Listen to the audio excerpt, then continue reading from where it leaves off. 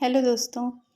उत्तर प्रदेश में आयोजित होने वाली टीजीटी पीजीटी हिंदी परीक्षा के लिए क्विक रिवीजन सीरीज में आइए देखते हैं घटना चक्र प्रकाशन द्वारा प्रकाशित हिंदी की ये पुस्तक। इसमें TGT PGT GIC LT grade NBS KVS DSSB net JRF के विगत वर्षों के हल प्रश्न पत्रों का संकलन है और उसकी विस्तृत व्याख्या भी दी गई है। यह आपकी आगामी परीक्षा के लिए बहुत ही महत्वपूर्ण है। तो आइए शुरू करते हैं इसे। इसका पहला प्रश्न है, हिंदी साहित्य के इतिहास लेखन की परंपरा का सूत्रपात किसने किया? मतलब हिंदी साहित्य का पहला इतिहास किसने लिखा? तो इसका सही उत्तर है गारसा द तासी। इनका जो इतिहास ग्रंथ है उसका नाम है इस्तवार द लिटरेच्यूर एंदुई एंदुस्तानी। तो ये इनका जो इतिहास ग्रंथ था ये दो भागों में प्रकाशित हुआ। पहला भाग 1839 और दूसरा भाग 1847 में। इसका दूसरा संस्करण भी बाद में आया जो 1871 में प्रकाशित हुआ। तो ये आप थोड़ा ध्यान में रखिएगा कि दो भाग जो थे वो लगातार 1839 और 1847 में प्रकाशित हुए और दूसरा संस्करण कुछ समय बाद 1871 में प्रकाशित हुआ। ये फ्रेंच भाषा में लिखा गया हिंदी साहित्य का पहला इतिहास था। इसके अलावा इसमें 3 लोग और ऑप्शन में हैं। जॉर्ज ग्रियर्सन, तो इनका the modern vernacular literature of northern Hindustan नाम से इन्होंने एक इतिहास ग्रंथ लिखा है। आचार्य रामचंद्र शुक्ल ने हिंदी साहित्य का इतिहास लिखा और मिश्र बंधुओं ने मिश्र बंधु विनोद नाम से एक हिंदी साहित्य का इतिहास लिखा। दूसरा प्रश्न है, हिंदी साहित्य के इतिहास लेखन का सर्वप्रथम प्रयास किसने किया? इसका भी सेम वही उत्तर रहेगा, गारसा द तासी। अगला प्रश्न है, हिंदी साहित्य के इतिहास का लेखन सर्वप्रथम किस भाषा में हुआ? इसका सही उत्तर है फ्रेंच भाषा। जो गारसा द तासी का इतिहास ग्रंथ था वो फ्रेंच भाषा में इन्होंने लिखा। अगला प्रश्न है, हिंदी साहित्य का इतिहास लिखने वाले प्रथम लेखक का नाम है? इसका भी उत्तर वही रहेगा, गारसा द तासी। अगला प्रश्न है, काल क्रमानुसार लिखा गया हिंदी साहित्य का प्रथम इतिहास ग्रंथ है? तो इसका उत्तर है इस्तवार द लिटरेच्यूर एंदुई एंदुस्तानी।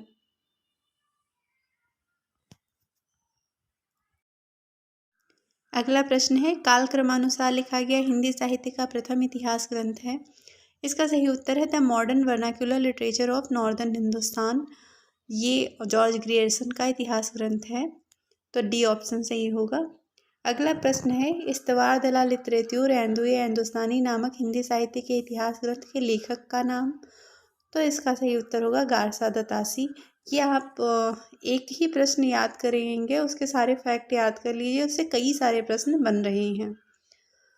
अगला प्रश्न है, हिंदी साहित्य का पहला इतिहास लिखा गया था? इसमें भी भाषा पूछी जा रही है, तो ये सही उत्तर है फ्रेंच भाषा में। अगला प्रश्न है, हिंदी का प्रथम व्याकरण लिखने वाले विद्वान हैं? तो हिंदी का व्याकरण ग्रंथ जो है वो सबसे पहले जॉन जोशुआ केटलर ने लिखा था। तो ये डच यानी पुर्तगाल के रहने वाले थे। ईस्ट इंडिया कंपनी के राजदूत बनकर भारत आए थे। तो इन्होंने सबसे पहले हिंदी का हिंदुस्तानी ग्रामर नाम से लिखा था हिंदी का व्याकरण। 1715 के आसपास इसका प्रकाशन हुआ था और इन्होंने डच भाषा में लिखा था हिंदी व्याकरण।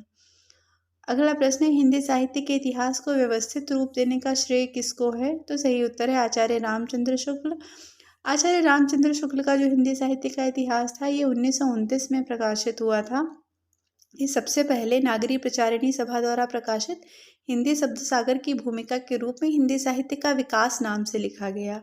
इसी को आगे जाकर के परिवर्तित और विस्तृत करके एक स्वतंत्र पुस्तक के रूप में 1929 में प्रकाशित किया गया। ये सबसे पहला व्यवस्थित और क्रमबद्ध हिंदी साहित्य का इतिहास था। अगला प्रश्न है, रामचंद्र शुक्ल का हिंदी साहित्य का इतिहास मूलतः किस कृति की भूमिका के रूप में लिखा गया था? तो अभी आपको बताया है हिंदी शब्द सागर की भूमिका के रूप में लिखा गया था। आचार्य रामचंद्र शुक्ल द्वारा रचित हिंदी साहित्य का इतिहास का प्रकाशन वर्ष ये 1929 में प्रकाशित हुआ था। अगला प्रश्न है, इनमें से वो कौन सी रचना है जिसे मूलतः हिंदी शब्द सागर की भूमिका के रूप में लिखा गया था किंतु बाद में उसे स्वतंत्र ग्रंथ बना दिया गया? तो इसका भी उत्तर यही है, रामचंद्र शुक्ल कृत हिंदी साहित्य का इतिहास। अगला प्रश्न है, आंग्ल भाषा में लिखा गया हिंदी साहित्य का इतिहास स्केच ऑफ हिंदी लिटरेचर के लेखक हैं? तो इसका सही उत्तर है पादरी एडविन ग्रीव्स।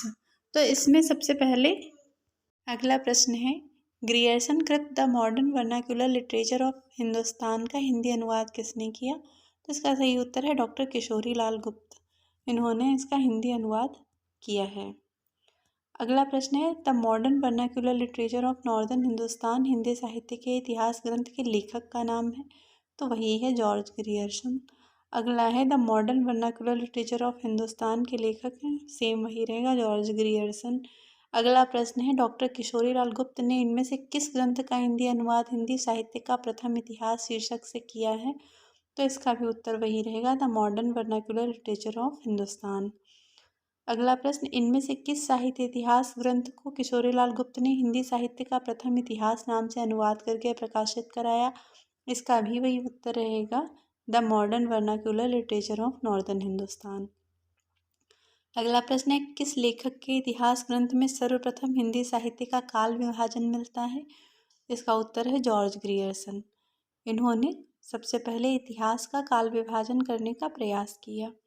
उसके बाद व्यवस्थित रूप से काल विभाजन आचार्य शुक्ल ने किया है, लेकिन सबसे पहला प्रयास जॉर्ज ग्रियर्सन ने किया था।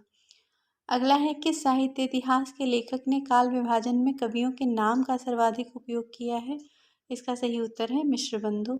मिश्रबंधुओं ने अपनी कृति मिश्रबंधु विनोद में लगभग 5000 कवियों को स्थान दिया और इसे 8 से भी अधिक कालखंडों में विभक्त किया है। तो इन्होंने जो अपने काल के नाम रखे हैं वो कवियों के नाम के आधार पर रखे हैं, किस काल में कौन सा कवि अधिक प्रसिद्ध रहा है उसके नाम पर इन्होंने उस काल का नामकरण कर दिया है। अगला प्रश्न है, मिश्रबंधु विनोद नामक हिंदी साहित्य के इतिहास लेखकों के नाम हैं, तो जो मिश्र बंधुओं के नाम से प्रसिद्ध थे वो 3 लोग थे, 3 भाई थे जो साथ में मिल करके संयुक्त रूप से लेखन कार्य किया करते थे। इन लोगों के नाम थे श्री गणेश बिहारी मिश्र, श्याम बिहारी मिश्र और सुखदेव बिहारी मिश्र। इनको सम्मिलित रूप से मिश्र बंधुओं के नाम से जाना जाता था। इन्होंने अपना इतिहास ग्रंथ मिश्र बंधु विनोद के नाम से लिखा था और इसके भी 4 भाग हैं, जिसमें के पहले 3 भाग 1913 में प्रकाशित हुए थे और चौथा भाग 1934 में प्रकाशित हुआ था। फिर अगला प्रश्न है, मिश्र बंधु विनोद का चौथा भाग कब प्रकाशित हुआ, तो ये इसका सही उत्तर है 1934 ईस्वी में। फिर है, मिश्र बंधु विनोद कितने भागों में प्रकाशित हुआ, तो सही उत्तर है 4 भाग। 3 भाग एक साथ पहले प्रकाशित हुए 1913 में और चौथा भाग 1934 में प्रकाशित हुआ बाद में। अगला प्रश्न है, मिश्र बंधुओं ने परिवर्तन काल की समय सीमा निर्धारित की है, तो इसका सही उत्तर है संवत 1890 से संवत 1925 तक। इसके बाद आप देखेंगे इसमें व्याख्या में मिश्र बंधु विनोद में जो काल विभाजन का प्रयास किया है इन्होंने, वो लिखा हुआ है संक्षेप में। तो इन्होंने सबसे पहले काल को प्रारंभिक काल नाम दिया है, ये 700 से लेकर 1440 तक। दूसरा है माध्यमिक काल, ये 1445 से 1680 तक।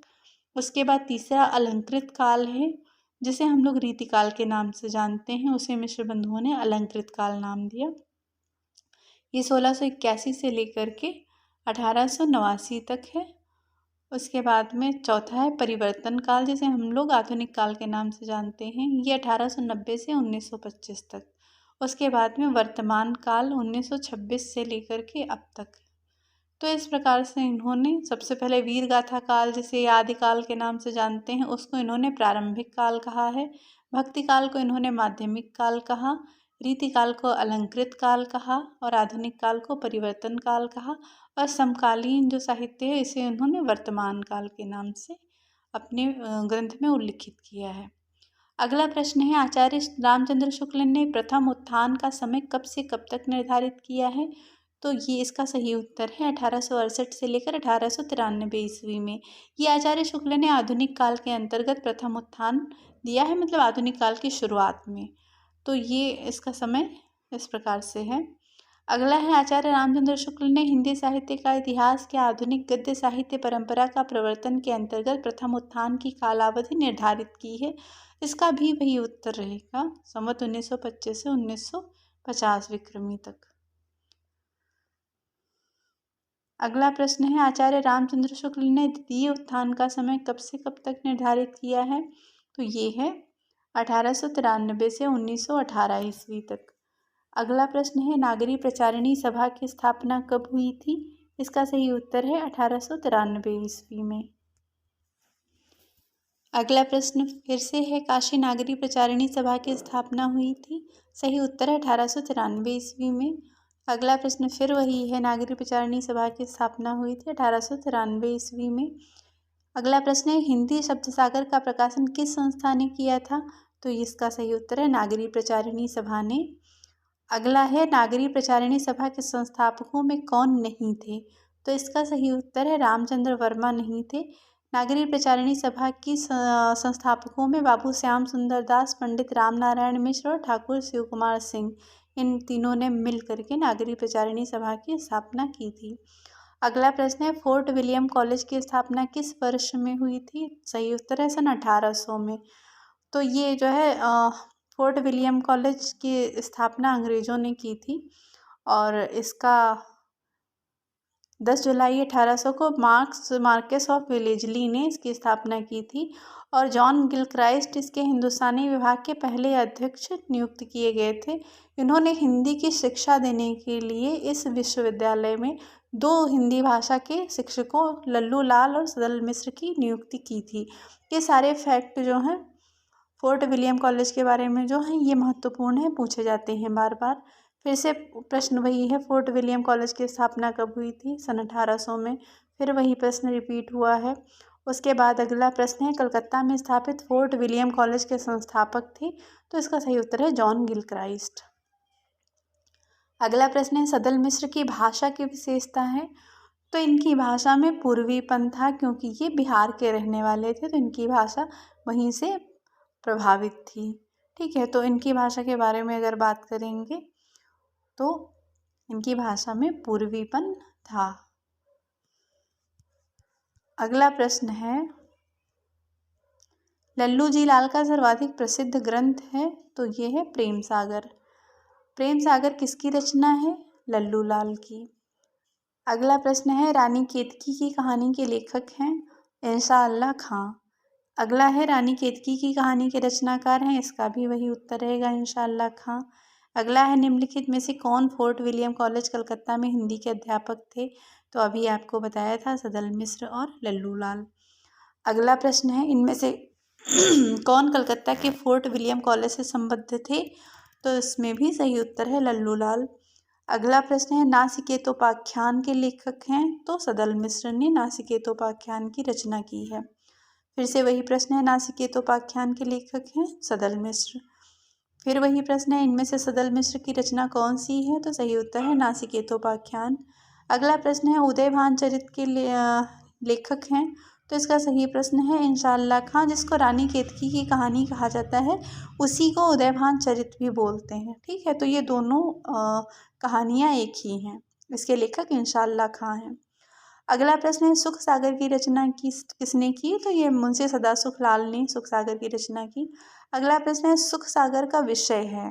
तो इसका सही उत्तर है विष्णु पुराण के उपदेशात्मक प्रसंग। इन्होंने विष्णु पुराण से उपदेशात्मक प्रसंग उठा करके अपने सुख सागर नामक ग्रंथ की रचना की है।